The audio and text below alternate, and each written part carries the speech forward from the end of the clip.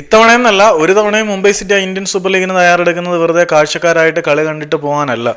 ഇത്തവണയും അവർ കിരീടം നേടുക എന്ന ലക്ഷ്യത്തോടു കൂടി തന്നെയാണ് ഇന്ത്യൻ സൂപ്പർ ലീഗിന് തയ്യാറെടുക്കുന്നത്. ഏതായാലും അവർ ഉദ്ഘാടന മത്സരത്തിൽ തന്നെ മോഹൻ ബഗാൻ സൂപ്പർ ജയൻസുമായിട്ട് ഏറ്റുമുട്ടുന്നുണ്ട് എന്നുള്ളത് മുംബൈ സിറ്റിയുടെ ആരാധകർക്ക് ആഘോഷിക്കാനുള്ള വക നൽകുന്നുണ്ട്. മുംബൈ സിറ്റിയുടെ ഒരു സ്ക്വാഡിനെ കുറിച്ച് നമ്മൾ പറയുകയാണെങ്കിൽ അവർ അധികം വലിയ അഴിച്ചുപണികൾക്കൊന്നും നിന്നിട്ടില്ല. അവരുടെ ആ ഒരു സ്റ്റേബിൾ ഡിഫൻസീവ് യൂണിറ്റ് അതുപോലെയുണ്ട്. ടിരിയും വാർണേഫും പിന്നെ നമ്മുടെ ക്രൗമയും ഒക്കെ ഉള്ള അവരുടെ പ്രതിരോധ നിര ഏകദേശം ഒരുപോലെ തന്നെ നിൽക്കുകയാണ്.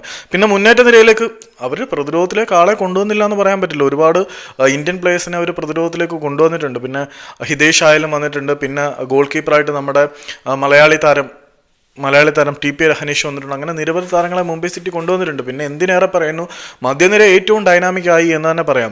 ജംഷഡ്പൂർ എഫ് സിക്ക് വേണ്ടി ലെജൻഡറി പെർഫോമൻസ് കാഴ്ചവെച്ച ജെറമി മെൻസോറോ എന്ന സൂപ്പർ താരം അവരുടെ മധ്യനിരയിലേക്ക് വന്നപ്പം വേറെ ലെവൽ പെർഫോമൻസ് ഇനി അവരുടെ മധ്യനിരയിൽ നിന്നും പ്രതീക്ഷിക്കാം. പിന്നെ ബ്രാൻഡൻ ഫെർണാണ്ടസിനെ തിരികെ കൊണ്ടുവന്നിട്ടുണ്ട്.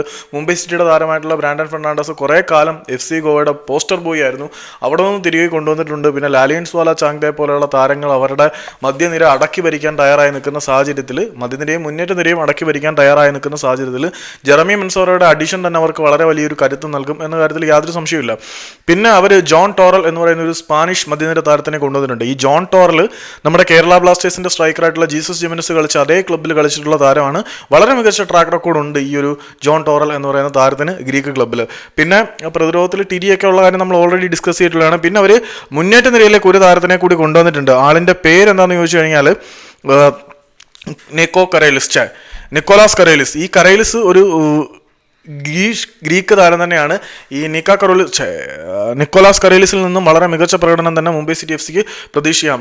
ചുരുക്കം പറഞ്ഞ ഒരു രക്ഷയില്ലാത്ത സ്ക്വാഡാണ്. പിന്നെ ആയുഷിക്കാര ചെറിയ ഇഞ്ചുറി കൺസേൺ ഒക്കെ ഉണ്ടെങ്കിൽ പോലും ഭാവി ഇന്ത്യയുടെ മുന്നേറ്റ നിരയുടെ പതാകവാഹകനാവാൻ കപ്പാസിറ്റി ഉള്ള താരം തന്നെയാണ് ആയുഷിക്കാര. പിന്നെ നമ്മുടെ ഡാനിയൽ ആലുംപിയ അവർക്ക് മുന്നേറ്റ നിരയിൽ കളിക്കാനുണ്ട്. കരേലിസിന്റെ കാര്യം പറഞ്ഞല്ലോ. പിന്നെ വിക്രം പ്രതാപ് സിംഗ് എന്ന് പറയുന്ന ഇന്ത്യയിലെ ഏറ്റവും പൊട്ടൻഷ്യൽ ഉള്ള സ്ട്രൈക്കർ അവർക്കൊപ്പം ഉണ്ട്. പിന്നെ ഇത്തവണ എല്ലാ ഉത്തരവാദിത്തങ്ങളും ലാലിയൻസ്വാല ചാങ്തെ എന്ന് പറയുന്ന അവരുടെ താരത്തിൽ ഏൽപ്പിച്ചു കൊടുത്തിട്ടുണ്ട്. ചാങ്തെ ഇന്ത്യൻ ഫുട്ബോൾ അടക്കി ഭരിക്കുന്ന കാലത്തിനാണ് നമ്മൾ സാക്ഷ്യം വഹിക്കാൻ പോകുന്നത്. പിന്നെ ബിപിൻ സിംഗിനെ നമ്മളൊരു റൈറ്റ് വിങ്ങർ എന്നതിനേക്ക് അപ്പുറത്തേക്ക് ഒരു മികച്ച ഫ്രീ കിക്ക് ടേക്കറും കൂടിയാണ് ബിപിൻ സിംഗ്. പക്ഷേ നമുക്ക് മുംബൈ സിറ്റിക്ക് താരത്തിനെ കൊണ്ട് അധികം ഫ്രീ കിക്ക് എടുപ്പിക്കേണ്ട ആവശ്യം വന്നിട്ടില്ല എന്നുള്ളതാണ്. പിന്നെ മധ്യനിരയിലേക്ക് നോക്കുമ്പം അവിടെ ജെറമി മെൻസോറോ ഉണ്ട്, ബ്രാൻഡൻ ഫെർണാണ്ടസ് ഉണ്ട്, ജോൺ ടോറൽ ഉണ്ട്, മലയാളി താരമായിട്ടുള്ള നൗഫൽ പിയന്നിനെ അവർ മധ്യനിരയിലേക്ക് സൈൻ ചെയ്തിട്ടുണ്ട്. പിന്നെ നിക്കും ഗ്യാമറിനെ അവർ ലോണിൽ വിട്ടായിരുന്നു, തിരിച്ചു വിളിച്ചിട്ടുണ്ട്. ഹിതേഷ് ശർമ്മയെ അവർ സെൻട്രൽ മിഡ്ഫീൽഡറായിട്ട് കൊണ്ടുവന്നിട്ടുണ്ട്. പിന്നെ ഫ്രാങ്ക്ലിൻ റോബിൻ നസ്രത്തിനെ കൊണ്ടുവന്നിട്ടുണ്ട്, ജയേഷ് റാണയെ കൊണ്ടുവന്നിട്ടുണ്ട്, വാനേഫിനെ നിലനിർത്തിയിട്ടുണ്ട്, സാഹിൽ പൻവാർ ഉണ്ട്, സഞ്ജീവ് സ്റ്റാലിനുണ്ട്, ആകാശ് മിശ്രയുണ്ട്, പിന്നെ നഥാൻ ആഷർ റോഡ്രിഗസ് ഉണ്ട്, ഹെലൻ ഉണ്ട്, വാൽപുയുണ്ട്, താഹിർ ക്രോമയുണ്ട്, മൊഹതാബ് സിംഗ് ഉണ്ട്, ടി പി രഹനേഷ് ഉണ്ട്, പൂർബ ലജൻബയുണ്ട്.